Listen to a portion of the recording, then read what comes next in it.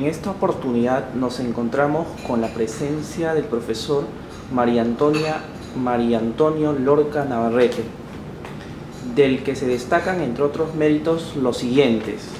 Él es catedrático de Derecho Procesal de la Universidad del País Vasco de España, doctor en Derecho por la Universidad de Granada, doctor en Jurisprudence de la Universidad Bologna de Italia, becario del Colegio Albornoziello del San Clemente de los Españoles de Bologna, Italia, becario de la Fundación Humboldt de la República Federativa Alemania, doctor honoris causa por diversas universidades, autor de numerosos trabajos y revistas. Estimado profesor, le saluda César Acevedo en representación de la revista jurídica Alerta Informativa. Bien, para mí es un placer compartir estos instantes con el colega César Acevedo y dirigirme a la revista Alerta Informativa, que sin duda hace una labor muy importante en la divulgación de pensamiento jurídico y científico, y animo a todos los que componen e integran dicha revista a que sigan en la actividad que vienen actuando, y por lo tanto que en ese sentido le deseo los mayores éxitos en el futuro, y por lo tanto espero y deseo que la divulgación de tan importante revista pueda mejorar el panorama del conocimiento jurídico en todo el Perú. Muchísimas gracias, doctor. A continuación voy a formularle algunas preguntas que le hemos preparado. La primera sería, a propósito de su interpretación garantista del proceso penal, ¿qué opinión o crítica le merece la teoría integral del derecho penal, consistente en formular ciertos institutos procesales desde la perspectiva de la dogmática penal y viceversa? Es decir, reformular ciertos institutos dogmáticos desde la perspectiva del derecho procesal penal. En el segundo, por ejemplo, al proponer un determinado concepto de dolo desde el punto de vista de la prueba. Bueno, yo desde mi postura de estudioso del derecho procesal me parece que asumo como opinión que la dogmática penal no tiene que interferir en el estudio y en la percepción del derecho procesal penal.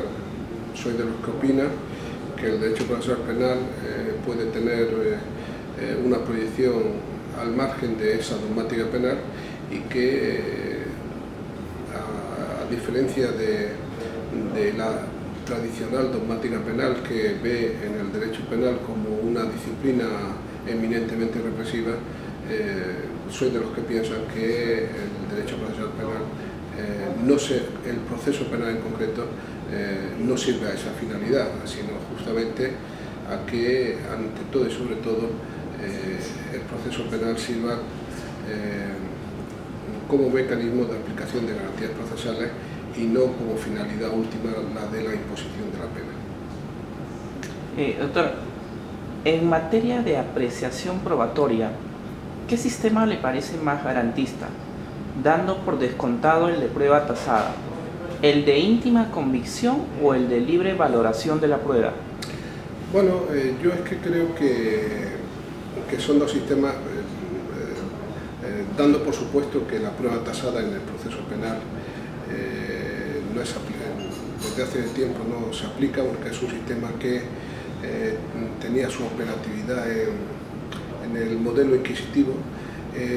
Como he dicho al inicio de mi respuesta, creo que tanto valoración de la prueba o valoración libre de la prueba como íntima convicción son aspectos de la misma cara de la moneda. Es decir, vamos a ver, existe libre valoración de la prueba porque previamente ha existido una íntima convicción del juez.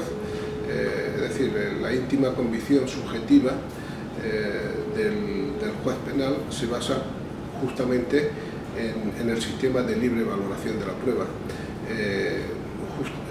que es justo lo contrario de lo que ocurre en el sistema inquisitivo, en donde la prueba tasada coarta la libre valoración de la prueba y también la íntima convicción subjetiva. Por lo tanto, creo que son dos aspectos que son correlativos y no son justapuestos. O sea, libre valoración de la prueba no se justapone a íntima convicción del juez.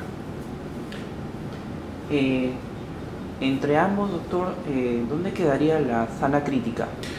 Bueno, la sana crítica es un elemento que se suele utilizar dentro del sistema de libre valoración de la prueba.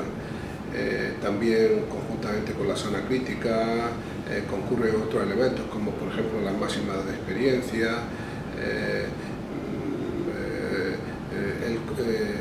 otros elementos que puedan en definitiva configurar la sentencia, pero que todos ellos se compendian dentro de lo que técnicamente es una libre valoración de la prueba.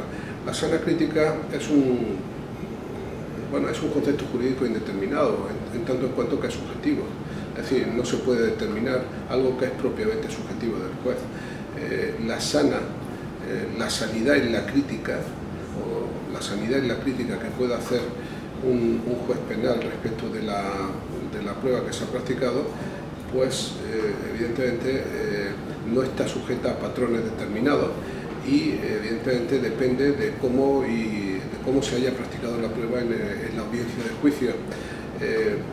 Lo único que se exige es que la crítica que lleve a cabo el juez penal en la sentencia sea respuesta o responda a un criterio de buen funcionamiento, de buena aplicación, de sana aplicación de esa crítica. O sea que la sana crítica sería justamente lo opuesto a la arbitrariedad.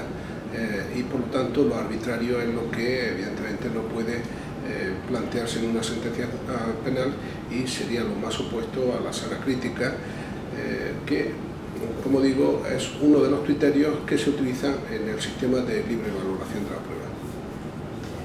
Perfecto. Siendo que usted no admite excepción alguna al carácter libertario del proceso penal, cuando éste se enfrenta a casos de criminalidad organizada, ¿qué opinión le merece la existencia de mecanismos de anticipación probatoria, como en este caso prueba anticipada y prueba preconstituida, y las medidas de seguridad de los testigos? Bueno, mi opinión es totalmente favorable, es decir, de lo que se trata es, en definitiva, en esencia aunque no son técnicamente medidas cautelares, tanto la prueba preconstituida como la prueba anticipada son mecanismos de los que se vale el derecho para asegurar el elemento probatorio. Me parecen perfectamente aceptables, siempre que se hagan con todas las garantías y evidentemente se hagan dentro de unos límites temporales, de tal forma que una prueba preconstituida no pueda durar 5 años ni 10 años, es decir, se haga dentro de un contexto temporal para que no pierda vigencia la prueba que se preconstituye o la prueba que se anticipa. Por lo tanto, me parece perfectamente viable y perfectamente admisible. Por lo tanto, soy plenamente... mi opinión es plena en cuanto a la aceptación de esos institutos procesales.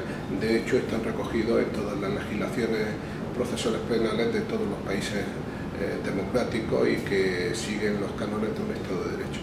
Es decir, ninguna objeción respecto de ese tema. Perfecto.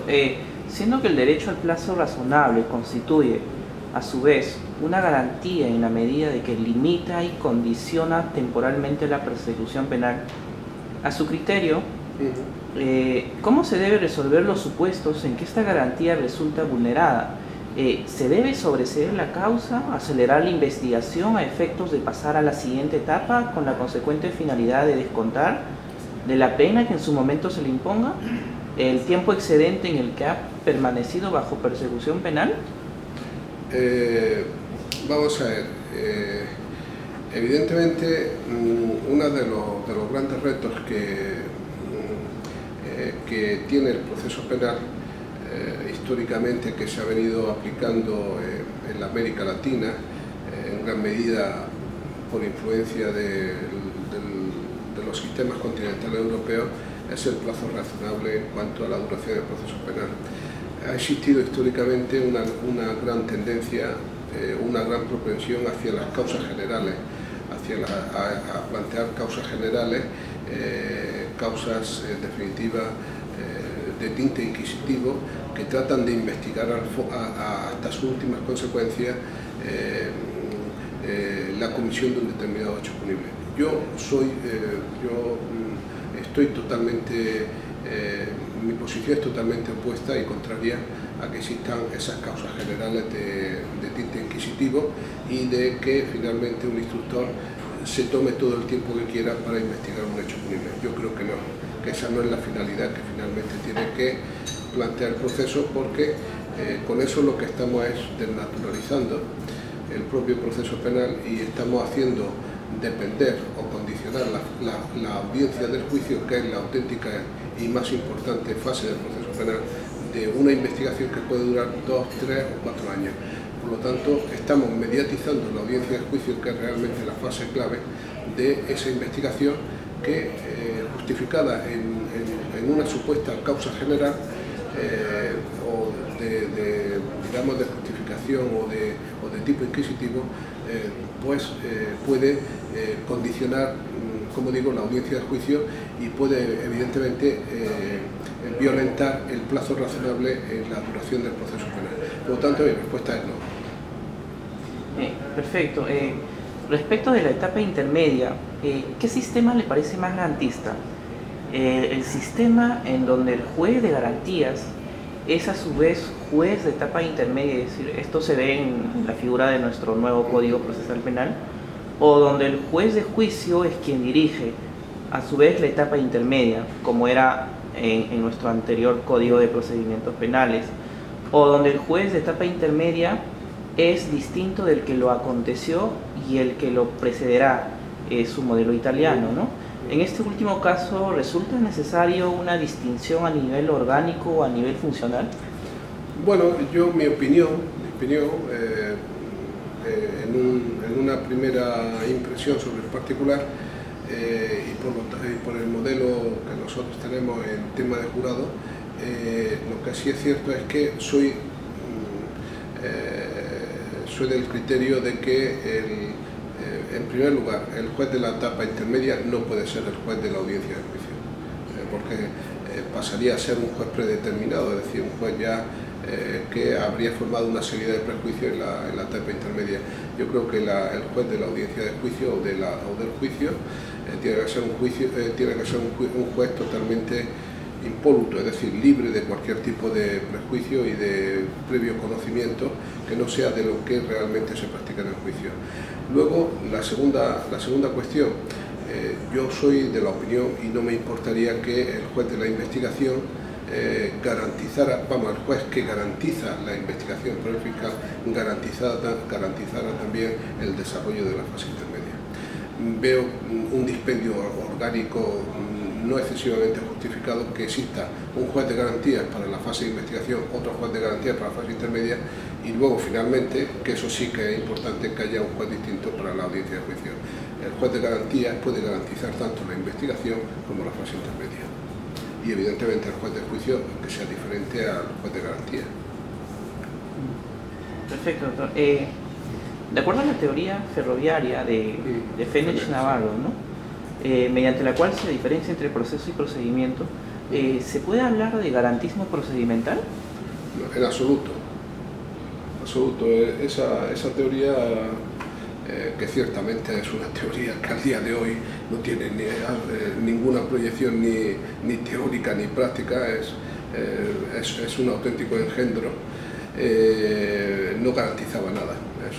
Es una forma de explicar de manera muy burda lo que era el proceso y el procedimiento, que al día de hoy no tiene ningún tipo de proyección ni teórica ni práctica, ni por supuesto garantista.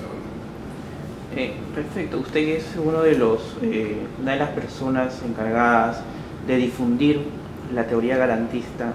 ¿Qué significa garantismo procesal como metodología de base?